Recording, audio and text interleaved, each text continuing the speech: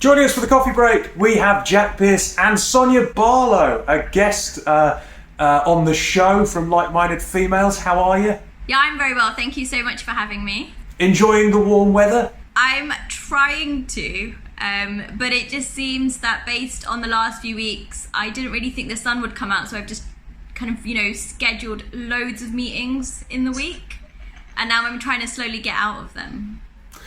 Pesky thing work, isn't it? Yeah. Keeps getting in the way of enjoying the weather. Honestly, it's like they actually should just try and give us 1 week off in the year just to enjoy the summer. That's it. We need the vitamins, we need the sunshine, it's good for our mental health. Just make that. Maybe I should start a pledge or a petition, actually. I'm backing it already, Sonya. It's quite difficult to predict though, isn't it? You could just say third week of July, we're going to enjoy the weather, because knowing Britain, it would then shit it down the entire time. I mean, I've lived in Britain for 28 years. I've never known it to shit it down, Dave, for sure. You know what I mean. Anyway, look, I'm going to start with the stories this week, Jack. I know I normally let you, but I'm going to start. I'm going to talk about ARM, and I'm going to talk about Nvidia, which I think is the correct pronunciation, but I'm not entirely right. Not entirely sure I'm right, but they're an American software firm who are buying British firm ARM from SoftBank. It's a $40 billion deal. And the question is whether or not the government should intervene and block it. Dave, I'm an idiot, so you're going to have to explain to me what ARM is, please. So ARM are the smartphone chip maker.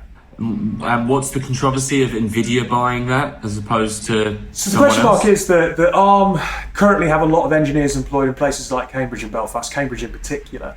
And if an American firm comes in and buys it, are those jobs going to be protected post-Brexit, post-pandemic? And rather interestingly, there's a new piece of legislation that the government have introduced that basically says that if something is going to harm our post-pandemic recovery, that the government does actually have powers to block a foreign takeover or attach conditions. The government also has the opportunity to break international law, as they've done this week, but it doesn't mean they should do it. Yeah. Only in a limited and specific way.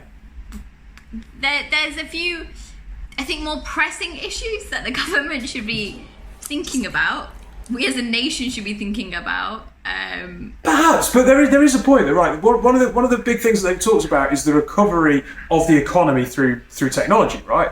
And whatever you may think of Dominic Cummings, one of his central things is that Britain should have an Apple.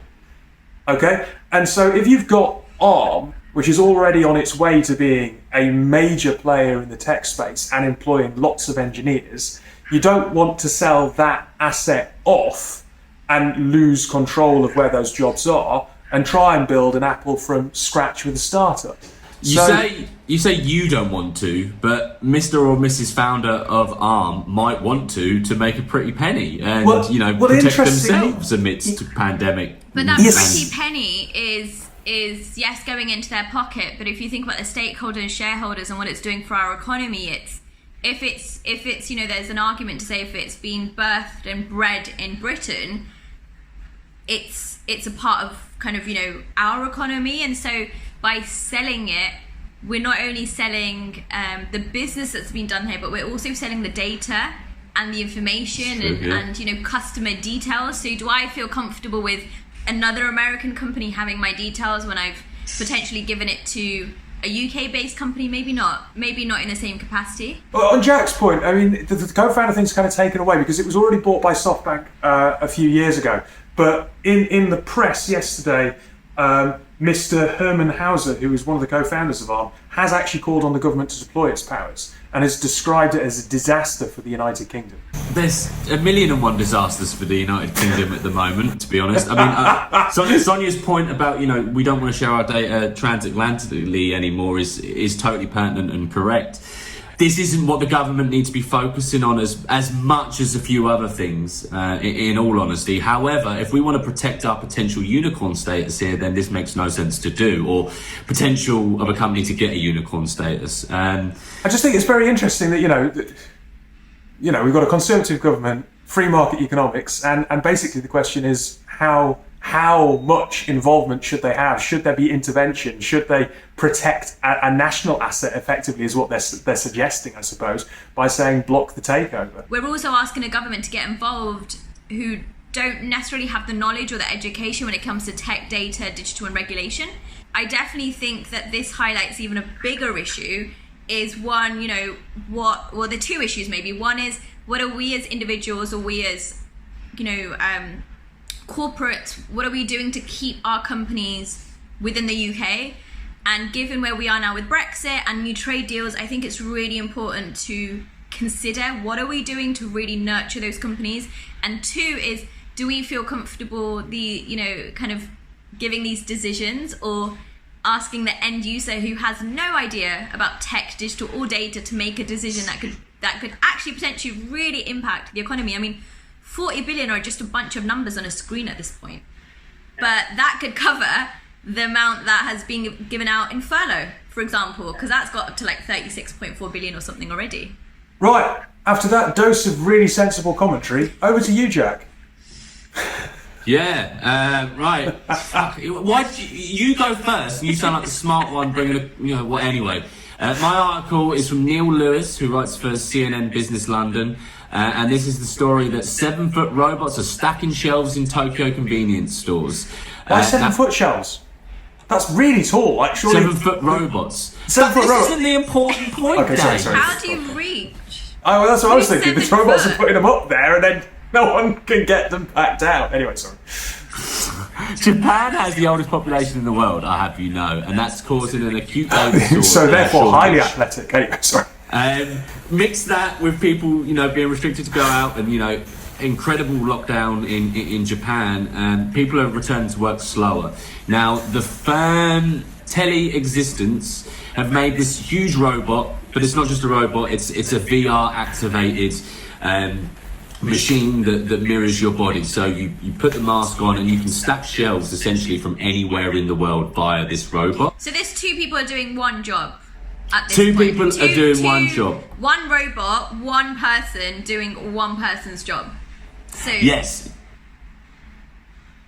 Okay.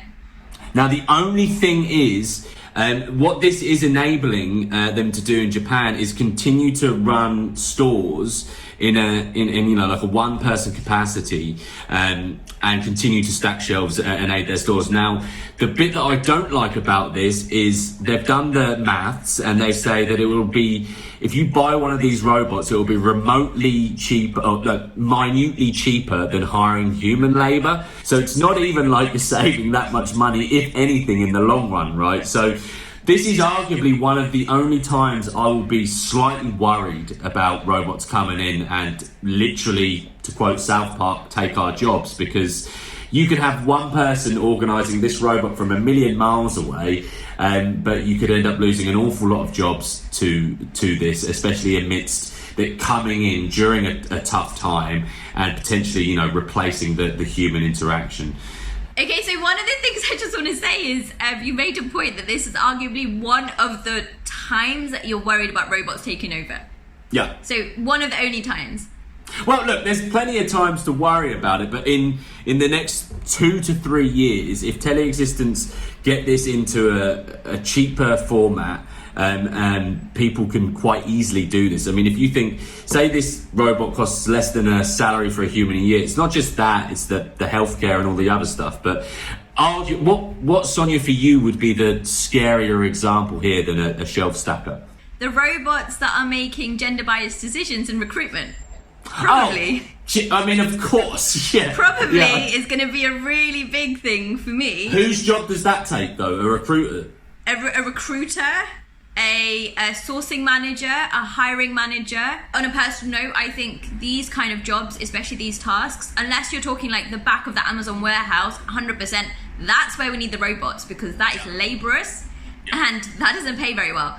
But in the shop floor, in the forefront, we need people with like emotional intelligence and someone who can understand what the customer wants, and service representatives. And you want to go into a shop and really have a conversation. You don't want to be like, oiling a robot, which is really not what we're going to be doing. But I'm just thinking of like Futurama at this point. I think at this moment we will say thank you to Sonya and thank you to Jack for joining us for that discussion, which actually was a lot more mature and sensible than I thought it would be, Jack. So thanks for your article not being. And we will see you again next week.